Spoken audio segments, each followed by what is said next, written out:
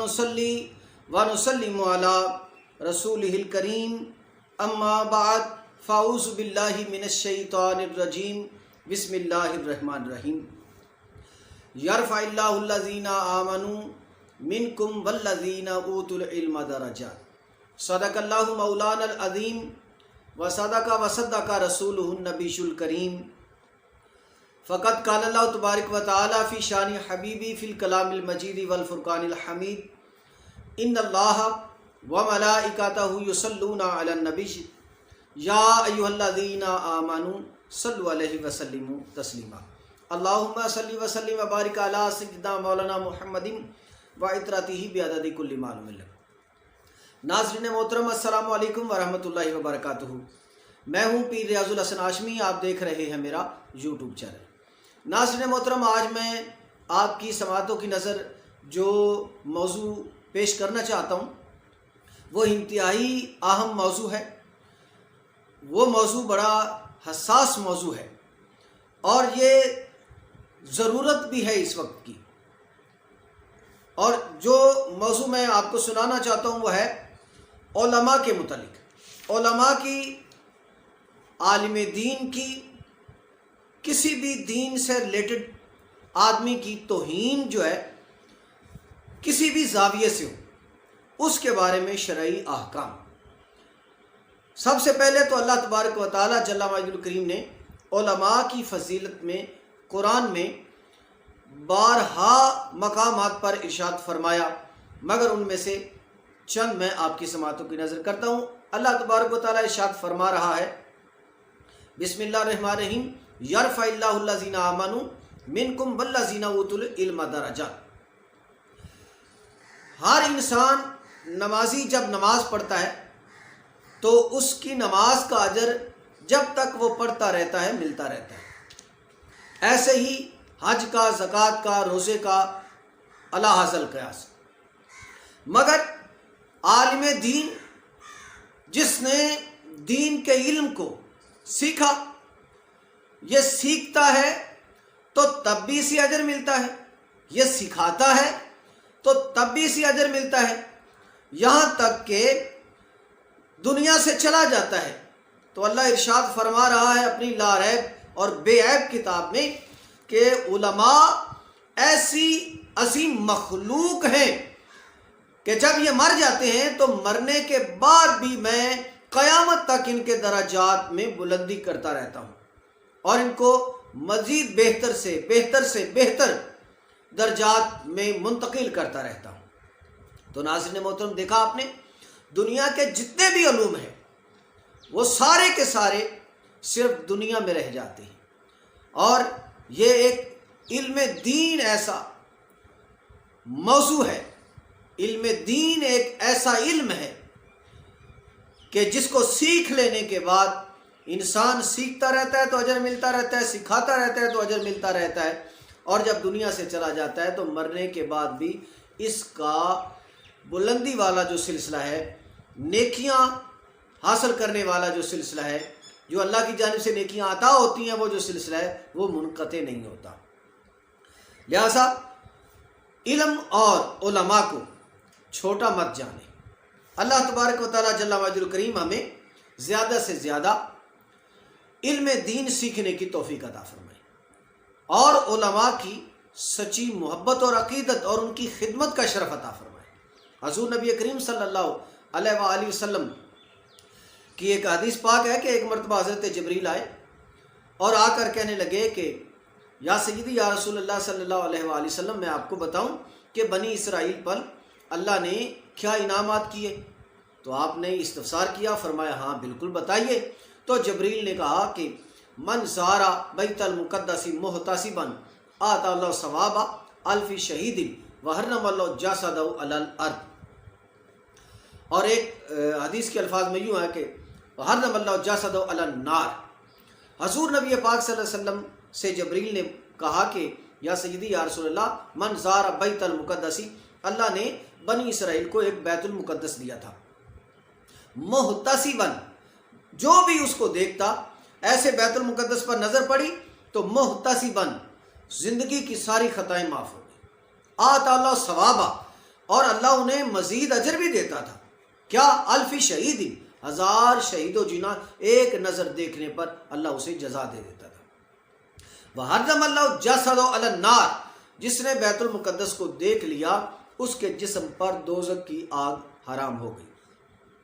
اتنی بات تھی کہ میرے آقا دو عالم صلی اللہ علیہ وسلم کی چشمان نبوت سے آنسو جاری ہو گئے. اللہ رب القدس جل مجدہ الکریم نے جبریل سے پوچھا، جبریل میرے محبوب کو کیا تم نے کہا کہ آپ رو دیے؟ پوچھو کیوں رو دیے؟ جبریل نے پوچھا یا رسول اللہ آپ کیوں رو رہے؟ آپ نے فرمایا میں اس لیے رو رہا ہوں کہ اللہ نے بنی اسرائیل کو تو بیت المقدس کا شرف دے دیا، انعام دے دیا.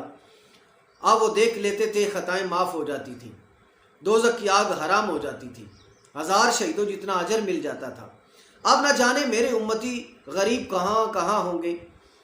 تو وہ اس اتنی بڑی سعادت سے محروم رہ گئے. اللہ کی رحمت جوش میں آئی اور فرمایا میرے حبیب من زار عالما فکانما زار بیت المقدس، ہم تیری امت میں ایسے لوگوں کو پیدا کریں گے جنہیں علماء کہا جاتا ہے. من زار عالما فکانما زار بیت المقدس، بیت المقدس ایک جگہ پر کھڑے کھڑے یہ فیض دیتا ہے، مگر ہم تیری امت میں چلتے پھرتے بیت المقدس بھیجیں گے. اور وہ علماء ہیں، گویا علماء چلتے پھرتے بیت المقدس ہیں. علماء کو دیکھا تو گویا 1000 شہیدوں جتنا اجر مل گیا. علماء کو دیکھا تو زندگی کی پہلی خطائیں معاف ہو گئیں. علماء کے ساتھ مصافحہ کیا تو گویا کہ جناب رسالت مآب صلی اللہ علیہ وسلم سے مصافحہ کیا. علماء سے قرب کیا تو گویا کہ جناب رسالت مآب صلی اللہ علیہ وسلم کا قرب نصیب ہو گیا. علماء کا حیا دین مصطفیٰ کا حیا ہے، رسول اللہ کا حیا ہے، اللہ کا حیا ہے. اور علماء سے بے ادبی گویا کہ دین اور اللہ اور رسول سے بے ادبی ہے. ان سے بغض اللہ اور رسول سے بغض ہے. ان سے عداوت اللہ اور رسول سے عداوت ہے. ان کا عناد اللہ اور رسول کا عناد ہے. تو اس لیے اس سے توبہ کیجئے. اللہ تبارک و تعالیٰ کے پیارے رسول صلی اللہ علیہ وسلم فرماتے ہیں، آپ نے ارشاد فرمایا کہ من حافظ علی امتی 40 حدیث من امر دینہا بعثہ اللہ یوم القیامت فقیہا عالما. فرمایا کہ بڑے بڑے علماء کی بات تو بڑی دور کی ہے.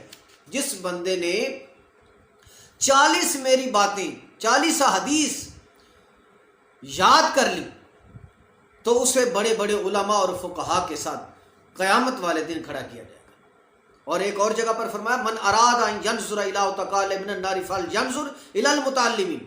اگر کسی کے دل میں یہ خیال آئے کہ میں کسی ایسے شخص کی زیارت کروں جسے اللہ نے دوزخ کی آگ سے بری کر دیا ہو، تو اسے چاہیے کہ وہ علم دین سیکھنے والے کو دیکھے.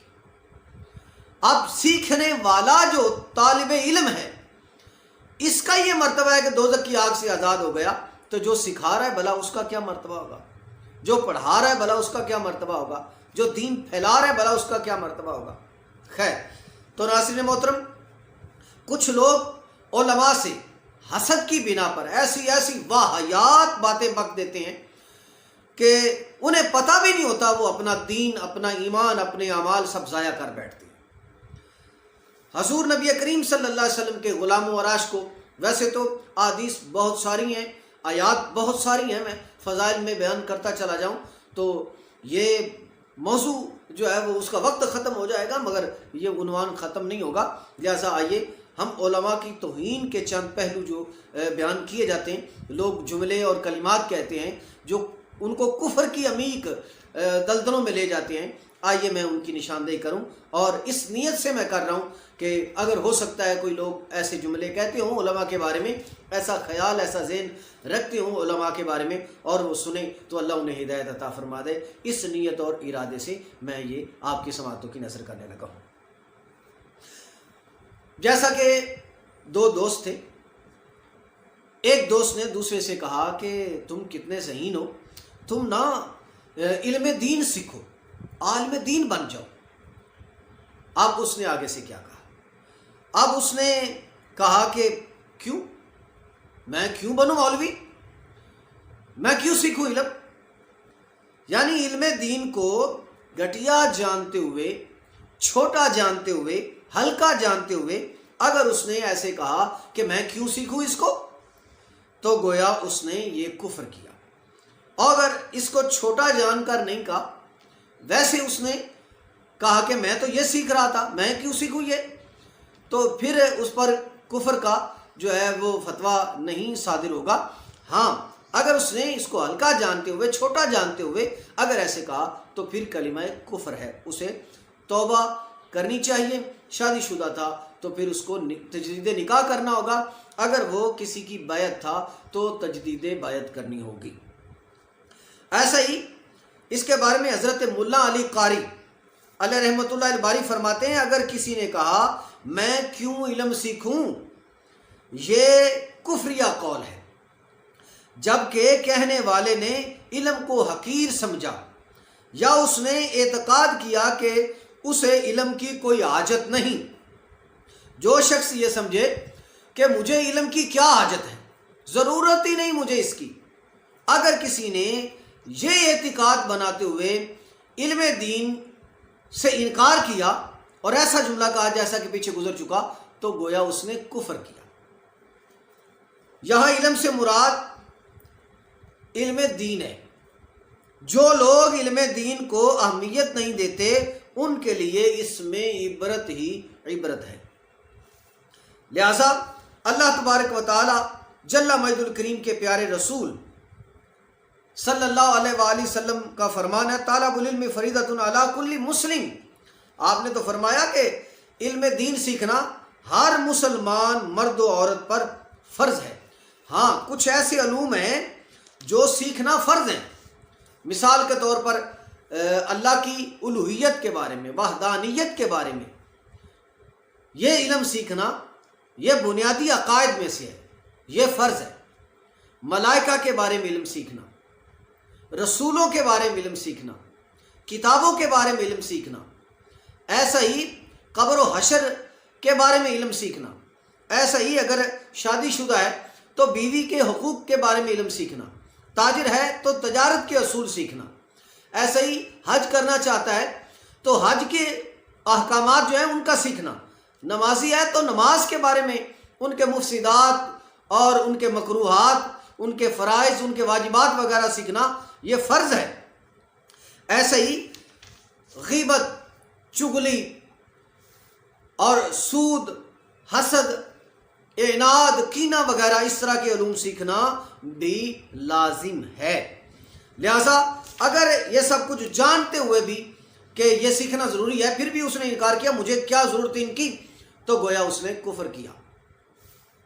ایسے ہی اکثر عموماً ماہ رمضان میں خاص طور پر جو ہے وہ شب عید، یہ چاند رات جو ہوتی ہے اس میں بڑی بڑی چیم گوئیاں ہوتی ہیں۔ بعض لوگ کہہ دیتے ہیں جی عید کا چاند نکالنا تو مولویوں کا کام ہے، گویا کہ عید کا چاند جو ہے یہ مولویوں کے کہنے سے نکلے گا یا مولویوں نے عید بنانی ہے، بعض لوگ اس طرح کہتے ہیں۔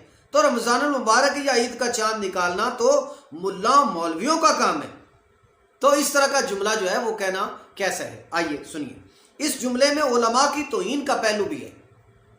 اگر واقعی علماء کی توہین ہی مقصود ہے تو گویا کفر کیا اس نے، یعنی یہ مولویوں کا کام ہے، بس مولویوں نے آج ایک روزہ کھا گئے یا انہوں نے جان بوجھ کر عید کا چاند جو ہے وہ نظر آ گیا تھا مگر انہوں نے عید نہیں کی۔ اس طرح علماء کی توہین کے کئی زاویے، کئی پہلو، کئی جملے جو عموماً لوگ بولتے ہیں۔ لہٰذا اگر کوئی علماء کی توہین چاند کے حوالے سے کرے، اپنا عناد، اپنا حسد، اپنا کینہ، اپنی عداوت جو ہے وہ صرف چاند کی آڑ لے کر اس طرح کے جملے اور کلمات علماء کو حقیر جانتے ہوئے کہے تو گویا یہ کفر ہے۔ اس طرح بیعت ٹوٹ گئی، نکاح ٹوٹ گیا اور باقی جتنے اعمال تھے سب ضائع ہو گئے، اسے توبہ لازم ہے، جلد سے کر لیں۔ اسی طرح علماء کی توہین کے بارے میں حیا سوز کلمات بعض لوگ کہہ دیتے ہیں، بھئی جیسے کہ ذرا بچ کے رہنا، اب مولویاں تو ذرا بچ کے رہو۔ اسی طرح علماء بڑے لالچی ہوتے ہیں، ایسے ہی ہم ہم سے جلتے ہیں یہ مولوی لوگ، ہم یہ وہ دیکھا آپ نے 3 پیس پہنتے ہیں، ہم لوگ کلین شیو کرتے ہیں، ہمارے پاس یہ ہے، ہمارے پاس وہ ہے، ہم اتنی تنخواہ لیتے ہیں، تو ہمارا یہ کام ہے۔ یہ مولوی لوگ ہم سے جلتے ہیں، اس لیے ہمیں یہ ڈانٹتے ہیں، ہمیں یہ کہتے رہتے ہیں۔ تو اگر اس طرح کسی نے علماء کے بارے میں سوچا تو یہ اس کی جہالت جو ہے یہ سر چڑھ رہی ہے، گویا کہ ڈوب چکا ہے وہ گٹر کے گندے پانی میں۔ اسی طرح کچھ لوگ کہہ دیتے ہیں اب ان کا کوئی بھاؤ نہیں پوچھتا، یعنی مولویوں کی اوقات ہی کیا ہے، اس طرح کے جملے، اور چھوڑو چھوڑو یہ تو مولوی ہے، یہ ملا لوگ ہیں، ملا لوگ۔ معاذ اللہ، اگر کسی نے علماء کو حقیر جانتے ہوئے اس طرح کے کلمات کہے تو گویا یہ جو اس کے کلمات ہیں یہ اس کے دوزخ میں جانے کے لیے کافی ہیں، اس کے اعمال کو ضائع کرنے کے لیے کافی ہیں، کیونکہ علماء دنیا میں اپنے رب کی حجت ہیں، رب کی دلیل ہے۔ تو گویا علماء کی توہین جس نے کی، اس نے گویا اپنے رب کی توہین کی، گویا اس نے اپنے دین کی توہین کی، گویا اس نے اپنے رسول اکرم صلی اللہ علیہ وسلم کی توہین کی، کیونکہ یہ نائب رسول اللہ ہے اور یہ مبلغ دین اسلام ہے۔ مبلغ کی توہین دین اسلام کی توہین ہے، اور عالم کی توہین گویا کہ یہ نائب رسول اللہ ہے، رسول اللہ کی توہین ہے، اور یہ اللہ کے احکام بیان کرنے والا ہے۔ عالم کی توہین گویا کہ رب کی توہین ہے۔ ایسے سیدی اعلیٰ حضرت فرماتے ہیں علماء کے بارے میں، فرماتے ہیں اگر عالم دین کو اس لیے برا کہا کسی نے کہ وہ عالم ہے جب تو صریح کافر ہو گیا، اور اگر باوجہ علم اس کی تعظیم فرض جانتا ہے، کہتا ہے عالم ہے، علم کے لحاظ سے تو اس کی تعظیم کرنی چاہیے، مگر یہ میری برادری ہے، یہ میرا محلے دار ہے، میں اسے جانتا ہوں، یہ ایسا ہے، یہ ویسا ہے، اس کی کردار کشی کرے تو کردار کشی کرنا بھی عالم کی گناہ ہے، حرام ہے۔ اسی طرح اگر بے سبب یعنی بلا وجہ رنج بغض رکھتا ہے تو مریض القلب و خبیث الباطن ہے، اسی طرح یعنی وہ دل کا مریض اور ناپاک باطن والا ہے۔ اور اس خواہ مخواہ بغض کی وجہ سے اگر کوئی علماء کی توہین کرے تو اب دیکھیے اعلیٰ حضرت نے کیا فرمایا، فرمایا من ابغض عالما من غیر سبب ظاہر خیف علیہ الکفر، یعنی جو بلا کسی ظاہری وجہ کے عالم دین سے بغض رکھے اس پر کفر کا خوف ہے۔ اسی طرح عالم اگر کوئی بے عمل ہے، اگر کوئی بے عمل عالم کی توہین کرے تو بلا پھر کیا ہوگا؟ کوئی کہے جی عالم تو ٹھیک ہے مگر عمل نہیں کرتا، یہ پھر اس کی غیبت کرنا، اس کی چغلی کرنا اور اس کے عیب اور نقائص بیان کرنا یہ کیسا ہے؟ تو بسبب علم دین عالم بے عمل کی توہین کرنا بھی کفر ہے۔ سنا آپ نے، عالم اگر بے عمل ہو تو پھر بھی اس کی توہین کرنا کفر ہے۔ عالم بے عمل بھی علم دین کی وجہ سے جاہل عبادت گزار سے بدرجہ بہتر ہے، یعنی ایک عابد ہے، ہزار عابد ہو، ہزار عابد، یہ جو آج یہ لنڈے پیر بنے پھرتے ہیں نا، اس طرح کے یہ داڑھی منڈے پیر، بے نماز پیر، بے روزے پیر اور بے عملے پیر، عزتوں پر بد نگاہیاں ڈالنے والے پیر، مریدنیوں کو جفیاں ڈالنے والے پیر، اس طرح کے یہ جو پیر ہیں جو نامحرم عورتوں سے پاؤں دبوانے والے پیر، ہاتھ چموانے والے نامحرموں سے پیر، اس طرح کی نری سر پیڑ، یہ جو ہے نا ہزار پیر ایک طرف ہوں ایسے جاہل۔ میں ان صوفیہ بزرگوں اور ان کی بات نہیں کر رہا، ان کے تو جو نالین ہیں وہ میرے سر کا تاج ہیں، میں یہ جاہلوں اور پکھنڈی بابوں کی بات کر رہا ہوں۔ اس طرح کے جو پکھنڈی بابے ہیں، یہ کڑائی پیر، یہ چوٹی پیر، یہ کتا پیر، یہ مچھڑ پیر، اس طرح کے جو پیر ہیں، یہ ہزار پیر ایک طرف ہو نا، ہزار تو ہزار رہ گئے۔ حدیث پاک کا مفہوم ہے 1000 عابد جو رات کو ساری رات مصلی پر گزارے، سارا دن روزے سے گزارے، اسے عابد کہتے ہیں۔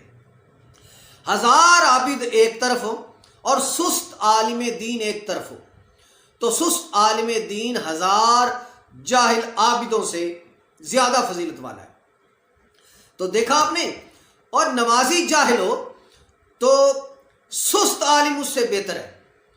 تو یہ بھلا جو سر پیڑ ہے، بھلا یہ اگر 1,00,000 پیر ایک طرف ہو اور ایک طالب علم ابھی جس نے علم دین سیکھنا شروع کیا اس کو ایک پلے میں رکھا جائے، تو 1,00,000 پیر ایک طرف رکھے جائیں، جاہل پیر ایک طرف رکھے جائیں، تو یہ طالب علم اس کے جوتے بھی جاہل پیروں سے افضل ہے۔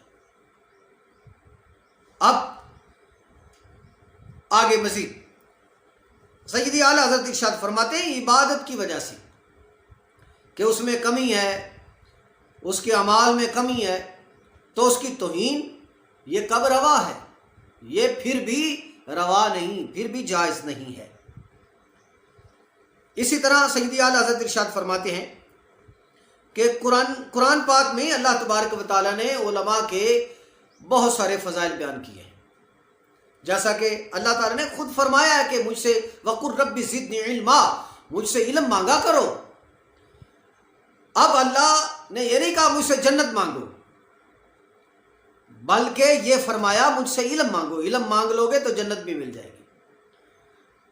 یہ نہیں کہا کہ عمل مانگو مجھ سے، علم آ جائے گا تو عمل بھی آ جائے گا، چونکہ علم ایک ایسی دولت ہے جب آ جاتی ہے تو کفر بھی دور کر دیتی ہے، جہالت بھی دور کر دیتی ہے، ظلمت بھی دور کر دیتی ہے، بد عملی بھی دور کر دیتی ہے اللہ کے فضل سے۔ لہذا اللہ تبارک تعالیٰ نے ارشاد فرمایا، یہ سورہ فاطر ہے، فرمایا بسم اللہ الرحمن الرحیم ثم اورثنا الکتاب الذین اصطفینا من عبادنا فمنهم ظالم لنفسه ومنهم مقتصد ومنهم سابق بالخیرات باذن اللہ ذلک هو الفضل الکبیر۔ اللہ تبارک تعالیٰ جل مجدہ الکریم کی یہ آیت بیان کرنے کے بعد سیدی اعلیٰ حضرت ارشاد فرماتے ہیں کہ اللہ نے علماء کو قرآن کا وارث بنا دیا، اللہ نے علماء کو چن لیا اپنے دین کا وارث قرار دینے کے لیے۔ تو دیکھا کتنا بڑا ان کا درجہ ہے، کتنا بڑا ان کا مرتبہ ہے، لہٰذا ان کے ساتھ جو ہے وہ یہ جیلس پن چھوڑ دیجیے۔ اگر وہ بے عمل بھی ہے تو سیدی اعلیٰ حضرت ارشاد فرماتے ہیں اگر عالم دین بے عمل بھی ہو تو اس کی صورت ایسی ہے جیسا کہ شمع کی ہوتی، چراغ کی ہوتی، جیسا کہ موم بتی کی ہوتی نا چراغ کی، اس کی بت جو ہوتی ہے وہ خود جلتی رہتی ہے، وہ پگھلتی رہتی ہے، مگر اپنے اطراف میں روشنی مہیا کرتی رہتی ہے۔ بے عمل عالم دین کی صورت یہ ہے، وہ لوگوں کو پھر بھی روشنی دیتا رہتا ہے اگرچہ وہ علم پر عمل نہیں کرتا۔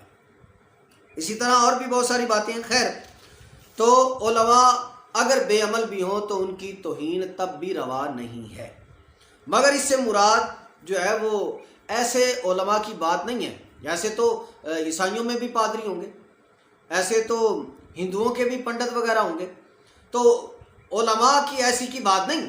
علماء وہ نہیں جو یہ کہہ دیں کہ اللہ بھی جھوٹ بول سکتا ہے معاذ اللہ، جو یہ کہہ دیں کہ اللہ جس کرسی پر بیٹھے وہ چیکو چیکو کر رہی ہے، اس طرح کے علماء کی بات نہیں کر رہا۔ جو انبیاء کی توہین کریں، جو نبیوں کو اپنے جیسا سمجھے، جو بشر کی رٹ لگا کر اپنے ہی طرح سمجھے، بڑے بھائی کی طرح ان کو گردانے، اور جو انہیں علم سے بے بہرا جانے وغیرہ وغیرہ، اس طرح کے لوگوں کی بات میں نہیں کر رہا۔ وہ علماء جو یہ سمجھتے ہیں کہ پیارے آقا صلی اللہ علیہ وآلہ وسلم کے نالین سے لگنے والی دھول ایک طرف ہو اور کائنات ساری ایک طرف ہو، تو آپ کے نالین کی دھول بلکہ تمام انبیاء کے قدمین شریفین کی دھول جو ہے وہ ساری کائنات سے زیادہ افضل و اعلیٰ ہے۔ ایسے علماء کی بات کر رہا ہوں۔ خیر،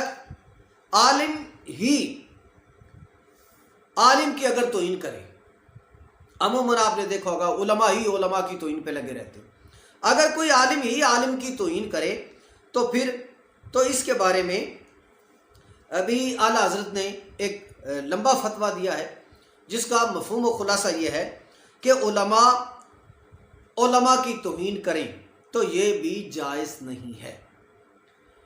اگر اس کے بیان میں کوئی غلطی واقع ہوتی ہے تو اس کی نشاندہی کریں، اور اگر اس کی کتاب میں کوئی غلطی واقع ہوتی ہے تو اس کی نشاندہی کریں، یہ عالم کا کام ہے۔ مگر بد زبانی اختیار کرنا اور اسے حقیر اور ذلیل اور کمینہ اور اس طرح کے الفاظ اس کے لیے بولنا، یہ عالم کے لیے بھی جائز نہیں ہے۔ اور اس کے علم کے باوجود اگر اس کی توہین کرے تو یہ عالم کے لیے بھی کلمات کفریہ میں سے ہے۔ اور عوام کو کسی عالم کے بارے میں بد ظن کرنا، وہ ایسا ہے، وہ ایسا ہے، وہ ایسا ہے، تو یہ بھی جہالت ہے۔ یہ فتاویٰ بلکہ اس میں بہار شریعت میں ہے اور فتاویٰ امجدیہ میں بھی ہے۔ مولانا مفتی محمد امجد علی اعظمی رحمۃ اللہ علیہ فتاویٰ امجدیہ میں بھی تحریر فرماتے ہیں کہ اس سے بھی منع فرمایا گیا، اور بڑی سختی کے ساتھ آپ نے بڑے سخت جملے ارشاد فرمائے ایسے لوگوں کے لیے۔ خیر، اگر کوئی جاہل کو عالم سے بہتر جانے، مثال کے طور پر ایک شخص نے کہا، دو شخص تھے تو تیسرا بولا ایک عالم کی طرف، کہنے لگا تیرا علم کیا ہے؟ میں تیرے علم کو کچھ نہیں سمجھتا۔ کسی نے، ایک تھرڈ پرسن نے، تیسرے آدمی نے عالم سے کہا میں تیرے علم کو کچھ نہیں سمجھتا، اور جاہل کسی جاہل سے کہا کہ تجھ سے یہ زیادہ افضل ہے۔ اگر ایسا کسی نے کہا صرف رنجش کی وجہ سے اور کسی دکھ اور تکلیف کی وجہ سے، تو گویا کہ یہ کہنے والا علم کی توہین کر رہا ہے، عالم کی توہین کر رہا ہے، تو یہ گویا کہ کفر بک رہا ہے۔ اگر عالم سے بغض کی وجہ سے کہہ رہا ہے، اس کے علم کو حقیر اور گھٹیا سوچ کر کہہ رہا ہے کہ علم کی کیا اوقات ہے، اگر ایسا کہا تو اس نے کفر کیا۔ اگر حاجی تھا تو حج ضائع کر بیٹھا، نمازی تھا نمازیں ضائع ہو گئی، پہلے والے اعمال برباد کر بیٹھا، اپنی بیوی سے دوبارہ تجدید نکاح کرے، بیعت والا تھا تو بیعت ضائع کر بیٹھا۔ اگر کسی مرید نے کہا تو تب بھی ایسا ہے، کسی پیر نے کہا تب بھی ایسا ہے، کسی عالم نے کسی عالم سے کہا تب بھی ایسا ہے۔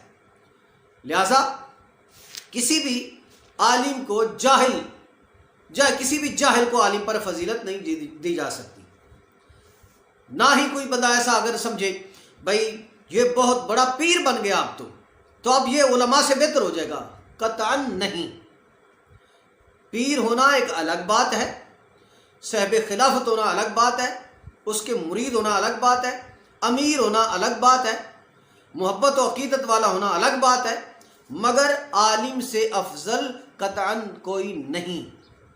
اسی طرح طالب علم کو کسی بھی مولوی کو کہنا کنویں کا مینڈک ہے یہ، اس کو کیا پتا، تو اگر کسی نے عالم کے لیے ایسے جملے استعمال کیے تو یہ کلمات کفریہ میں سے ہے، کفر بکا اس نے، عالم کی توہین اگر کی تو۔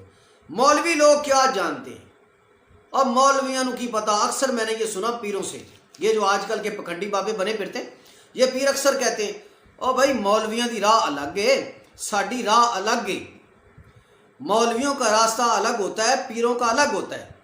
جو پیر ایسا کہے آپ سمجھ لیں اندر سے خبیث ہے۔ جو پیر، میں کہہ رہا ہوں، جو پیر ایسا کہے مولویوں کی راہ الگ ہوتی ہے، پیروں کی راہ الگ ہوتی ہے، تو جان لیجئے یہ پیر اندر سے خبیث ہے، اندر سے شیطان ہے۔ کیوں؟ اس لیے اسے پتا ہے یہ بدظن کر رہا ہے اپنے مریدوں کو علماء سے، اسے پتا ہے کہ اگر یہ عالم کے قرب میں بیٹھیں گے تو وہ بتائے گا کہ پیر جو ہوتے ہیں ان کے لیے یہ ہونا ضروری ہے، ان کے لیے یہ ہونا ضروری ہے، اور وہ شرعی طور پر بتائیں گے پیر کیسا ہوتا ہے۔ جب وہ پیروں کے صحیح مفہوم کو واضح کریں گے تو ظاہری بات ہے اس کے تو سارے چھیتڑے ہی کھل جائیں گے، یہ تو ننگا ہو جائے گا ان کے سامنے۔ اس لیے ہر پھر اس طرح کا جاہل پیر، اس طرح کا چبڑ پیر ہر ایک اپنے مریدوں سے کہے گا کہ تم نا علماء سے الگ رہو، ان کی لائن الگ ہوتی ہے، ہماری الگ ہوتی ہے۔ بالکل ایسا نہیں ہے۔ علماء جو ہیں یہی صاحب شریعت ہیں، یہی صاحب طریقت ہے، اگر کسی کو کوئی صاحب خلافت کر دے، ایک عالم کو آپ نے صاحب خلافت ہوا دیکھا، یعنی ایک عالم ہے وہ پیر ہے اور ایک جاہل ہے وہ پیر ہے، تو اگر آپ نے مرید ہونا ہے تو کس کے ہوں گے؟ جاہل کے، یہ کتے لڑانے والے کے، یہ مچھل کے، یہ داڑھی منڈے کے، یہ بے نمازی کے، تو جہالت میں پھنسا اس کے؟ نہیں، آپ سوچئے کہ آپ نے کس کا مرید ہونا ہے۔ آپ ایسے پیر کے مرید ہوئیے جو عالم ہو، ایسے پیر کے مرید ہو جو عامل ہو، ایسے پیر کے مرید بنے جو علماء کی محبت اپنے دل میں رکھتا ہو، ایسے پیر کے مرید بنے جس کی بیعت متصل ہو، ایسے پیر کے مرید بنے جو خود صاحب خلافت ہو، ایسے پیر کے مرید بنے جو تمہیں نیک اعمال کی جستجو دلائے۔ اسی طرح دین پر عمل کو مولوی